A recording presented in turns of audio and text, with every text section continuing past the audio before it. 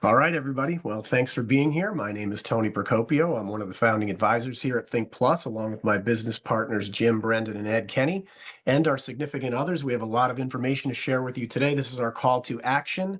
We're going to be talking about the technology adoption life cycle. And if you're not familiar with this was a game changer for me when I was in an industry that had new technology and I was at the right place at the right time. This type of information, charts, diagrams, all that stuff, and actual proof showed me that I was in the right place at the right time so that I could then understand and recognize that I was in the right place at the right time and then take massive positive action. And so that is the key to what we're going to talk about today. We're going to talk about this technology adoption life cycle and being in the right place at the right time. So you guys, again, I just cannot stress how important this is to understand where you are in time. Okay, again, I'm going to say this one more time. You can be in the right place at the right time. And all of us are right now. But unless you recognize it and do something about it, it's not going to happen. You have to take some massive action. So let's talk about this. Let's talk about the birth of new technologies, because that's what the technology adoption life cycle is all about. So let's look at our brief history of announcements that we've had, things that have been happening in the energy sector, specifically with our company. So our parent company, Energywell, that is the parent company of Think Plus, announced a $100 million capital commitment back in November of 2021, way before we even knew what the name Think Plus was, right? So this was a capital commitment to create a sustainable energy platform. And the article says to create a best-in-class sustainable energy platform. In that article, it talks about the two the partners, that basically the companies that invested that $100 million or gave that $100 million capital commitment to Michael Falquist at Energywell. And one of them is Oaktree, out in Oaktree Partners, out in Oaktree Capital, I should say, out in California. And the other one is Hartree Partners. Go read the article. It's an amazing article because it talks about how there's this massive shift going on and how if you can get to the technology first, you'll be able to do some great things. And just if you look at those articles and you look at Oaktree Capital, which is the bigger partner that did this $100 million capital commitment, and you look into them and do some research, you'll find out that they're a wholly owned subsidiary of Brookfield. Brookfield is a massive $200 billion publicly traded company with 200,000 employees. So guys, we are owned ultimately by a $200 billion publicly traded company with 200,000 employees. And that is the place you want to be in the energy sector because it gives you stability. When you have that kind of capital and you're not looking for money and you're not looking for investors, you can go do great things in the energy sector. And that's where this started. This was the birth of some new technologies. And then let's take a look at some of the press releases that came after that. Because shortly after that, in June of 2022, Energy announced the launch of its community solar business. And they announced the hiring of Stephen Condon as the vice president of community solar. And so they started expanding. They said, well, we're getting ready to go into community solar, which was a emerging technology and industry at that time. Then December of that same year, 2022, Energywell completed the acquisition of Think Energy. So this was the key to accessing deregulated markets. So a big major key to the next step in this process. See, there's some things happening in the background. And then February of 2023, the birth of Think Plus was announced. Think Energy announced the rebrand of thinkenergy.com, out with the old Think Energy, in with the new. They didn't keep anybody from that company. All new products, all new services, everything's brand new. And then the launch of our new sales channel called Think Plus. And that article's out there and it talks about what we're doing. Then Expansion is the rule here, not the exception. Well, in February of 2024, not shortly after we launched, Energywell, subsidiary Think Community Solar, announces market expansion. 10 new markets that we ended up going into, market expansion. Expansion is the rule, not the exception. March of 2024, Energywell announced and reintroduced an industry-shifting Proton platform. This is a proprietary technology, Proton, that has many years of development, tens of millions of dollars behind it. And anybody who's going to utilize this type of platform or try to, they're years behind us in that regard. It is an end-to-end platform that's built to power the world. Read into this. Real challenges exist with connecting increasingly savvy customers and renewable generation sources to aging electricity grids. Proton was built to solve that problem. See, this is a key to innovation. This is one of the keys to innovation. Then, Think Smart, this adaptive energy technology was launched February of 2025 when Energywell announced two major milestones in this adaptive energy technology space and data security. And so that's what happened. And then Think Smart was born. And again, this is powered by Proton. This is a proprietary technology, a unique offering that no one else has, making micro adjustments all 24/7 with a technology that's taking into account hundreds and hundreds of factors at any given time to unlock savings for customers. Very powerful platform. Then a revolutionary technology was announced and is about to hit the market called Autosave with our personalized energy pricing. First to market, same thing with Think Smart. First to market, nobody else doing it, revolutionary, right at the beginning. That's what we're doing to be part of something great. Again, in this platform, powered by Proton. You see what Michael Falquist was doing here all along? He was orchestrating this as we were going. He saw this vision back in 2021, even before 2021, for what we're doing now. That is a true visionary. And he just it was like he was playing a game of chess. And now when you look at our platforms that we have, Think Local, this is a fresh new way of funding local causes. No one else in America is doing anything like this. Again, we are first to the beach. We're first to market. We are the innovative industry creator. That's what we're doing. Think Smart, Autosave, Think Local, Proton technology, all of these things that are happening, they're all powered and because of the Think Plus network, which is unique as well. When we announced the Think Plus network, we were the only national network that was working in the community solar space. And we've now become the industry leader because of that reason. And all of these developers in the community solar space are all now moving toward Think Energy because they see what we're able to do, which is grassroots educate people about a program without having to advertise or throw dollars away and just bring in real qualified customers, deliver those customers to community solar farms that are thirsting to have their farms full. That's what's going on. So everything that we're doing is new and fresh. With Autosave, with our Think Plus network, with Think Community Solar, with Think Smart, and everything powered by Proton, Think Local would not exist without all of these things.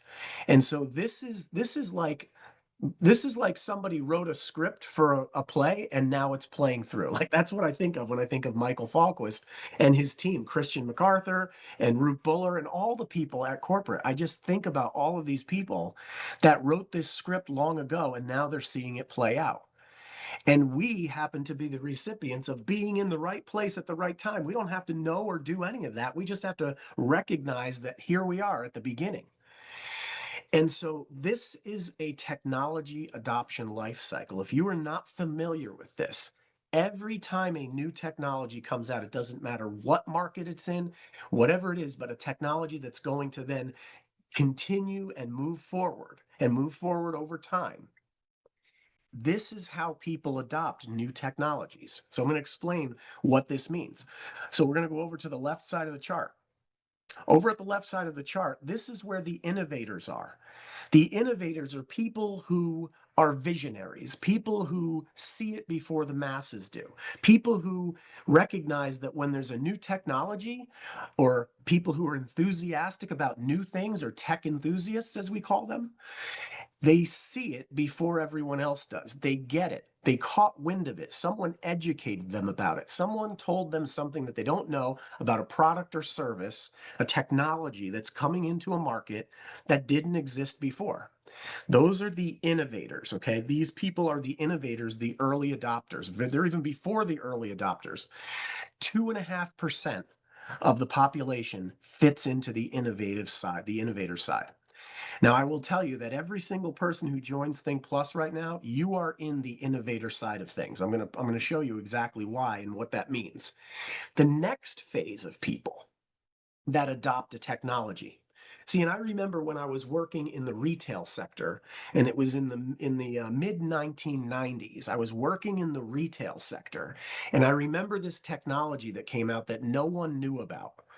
I was working at this uh, electronics chain, and we were educating people about a technology that no one else had ever heard of before. And it was called direct TV, satellite TV. Never existed before.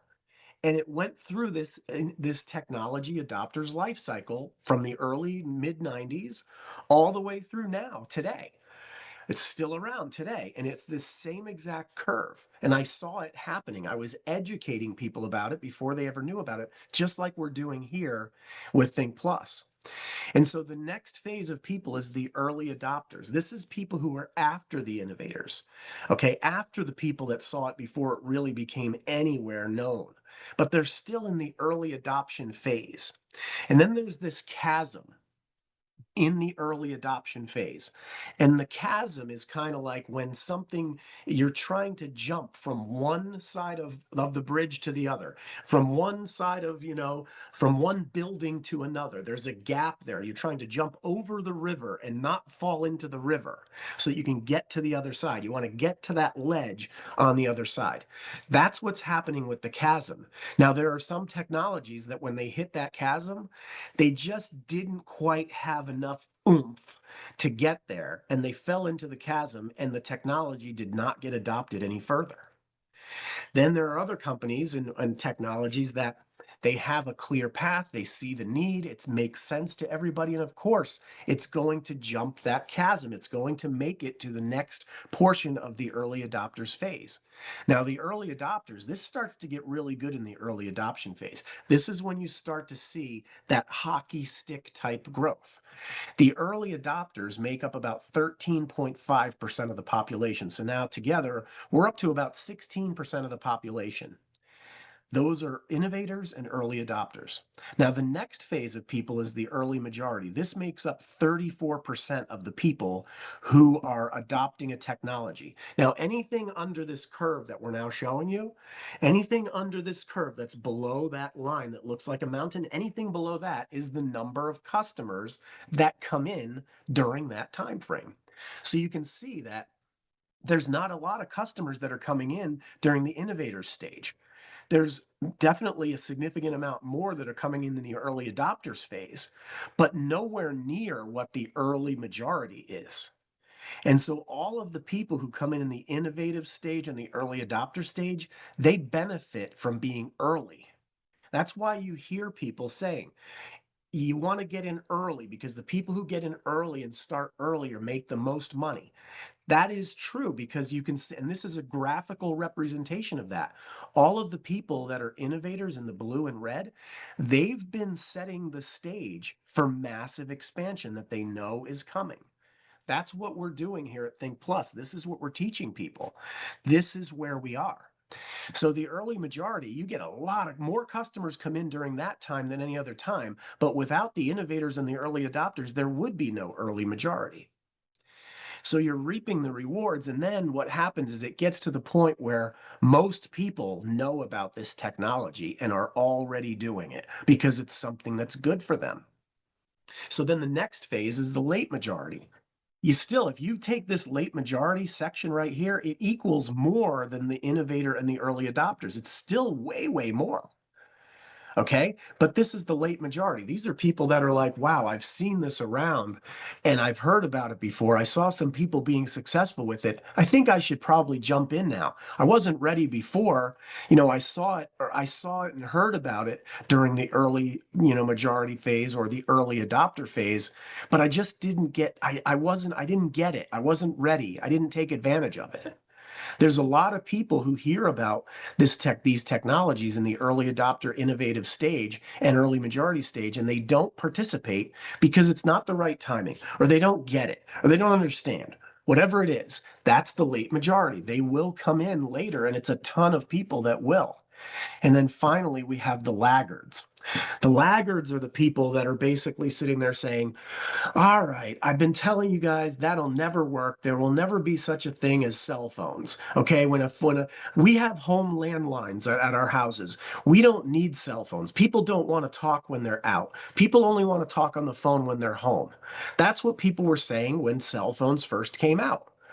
No, but that's never going to happen. You can't put a phone in a car. It won't work. You can't carry around a phone. That's never going to happen. People aren't going to spend that kind of money when they already have a phone at their house. Why would they ever do that? This is what the laggards say. The laggards sit there and they buck the trend. They see what's happening, but they don't believe that it's going to happen. And then finally at the end, when 9 out of 10 of their friends already have this technology, or 99.5 out of 100 people already have a technology, they all have a cell phone, they all have cable TV, they all have internet, any technology that comes through, they all finally say, all right, I'm just going to do it because you know what? Now I know that it works. Okay, those are the laggards. These are people who they don't see it before everybody else does, and they don't believe it. But then finally they're like, oh yes, of course. I was just waiting for it to become better, or whatever. Those are the laggards, you guys. So now let's talk about where we are. Now that we know how people adopt new technologies. And you guys can go look this up on the internet. There's books written about this. There's video segments. There's TED Talks about this. There's people who in every category of the business world and technology world have talked about the technology adoption life cycle. This is something that is proven. It's true. It works in every industry, no matter what.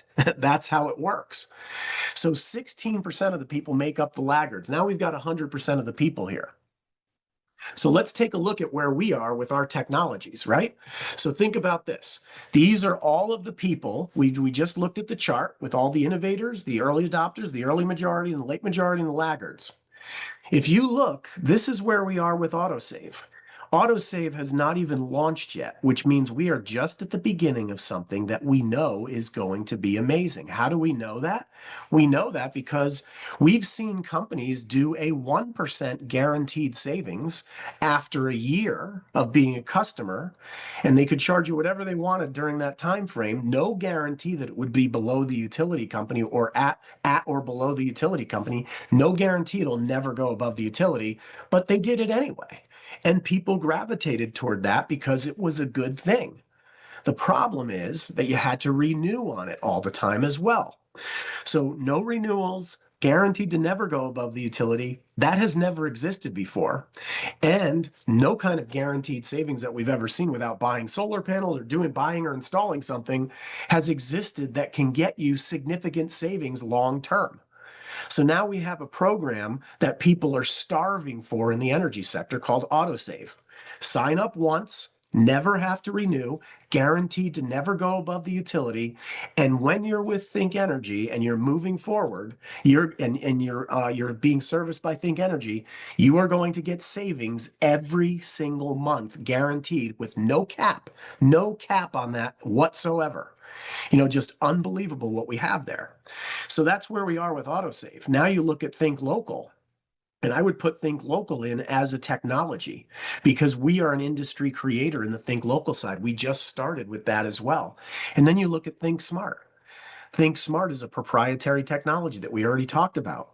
It's just getting started, you guys. We are just at the beginning in the innovative before the early adopters, the visionary stage. The people who get this now are visionaries, and we have to get to work. We have to educate people about things that they don't know about and educate them about a business that they can participate in that can change their lives with products and services that they don't know about yet, that 99% of people don't know about.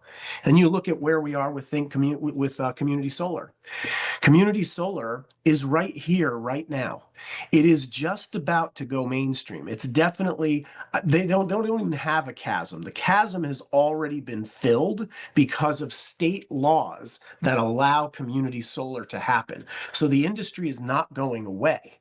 Doesn't matter what happens with bills that are out there and funding and all the other things that go on out there.